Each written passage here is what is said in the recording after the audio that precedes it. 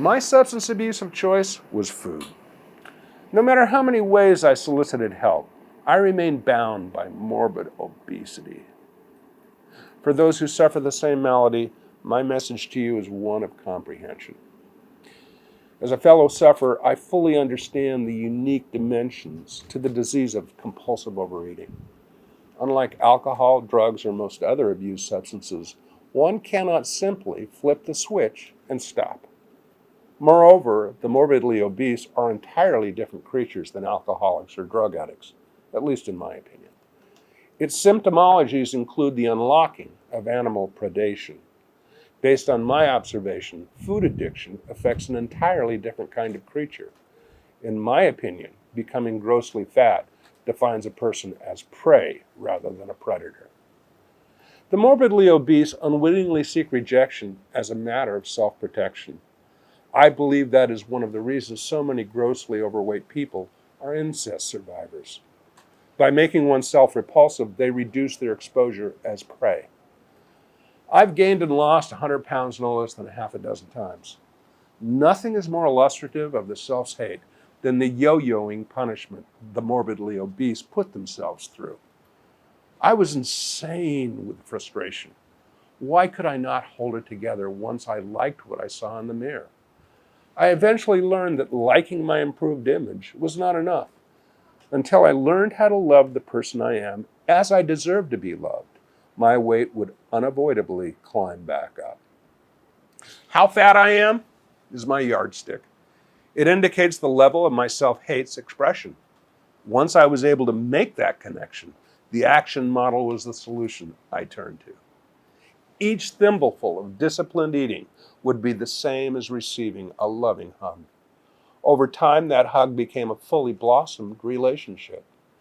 Through Grace's pursuit, I learned how to love myself. Thanks to the action model, I then put that newfound love into positive action. The result was that this time around, my vat remained clear. Since then, I have come nowhere near 300 pounds. This is not to say I don't struggle with eating from time to time. My weight fluctuates. However, perfection is not my goal. I'm of the opinion that eating perfectly is impossible. There are too many days where myself can grab hold. The difference now is that my appearance no longer defines me.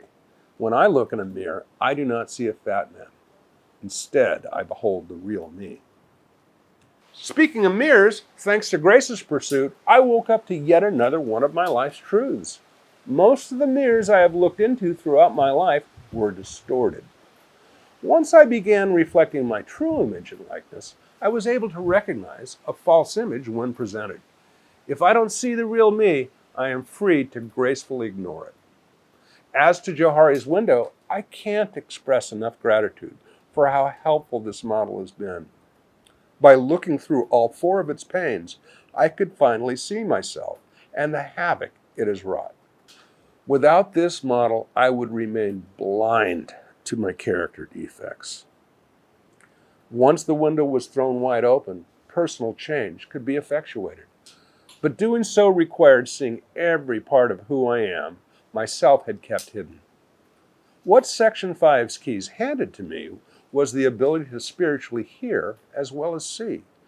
Until I knew how to listen for the truth, I would continue to live a life of self-deception. Once I broke free of its control, I could take the necessary steps to address my life's failures. When I look in the mirror and love who I see, I am experiencing spiritual wholeness. By learning how to listen to my conscience, I was made ready to hear my life's greater truths. Before signing off, I should mention why there are no further notes on Grace's humility. I'm still working on it. Hey guys, look, if you're feeling stuck in life's darkness and could use some light, then reach out to me at the email address below. I promise I'll get back to you right away.